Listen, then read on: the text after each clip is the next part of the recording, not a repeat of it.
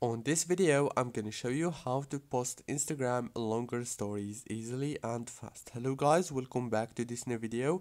I'm gonna show you how to post 60-second story on Instagram. So actually there is two ways to get this feature. The first way is you have to go to the Play Store or the App Store. If you have iPhone, search for Instagram and you will find this update option here in the green.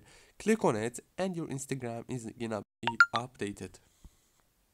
That's the first way. The second way is you have actually to uninstall your Instagram or remove it from your phone and then reinstall it again.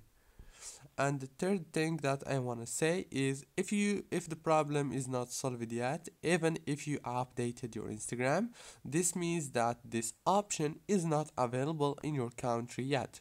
So you have to wait, and that's it.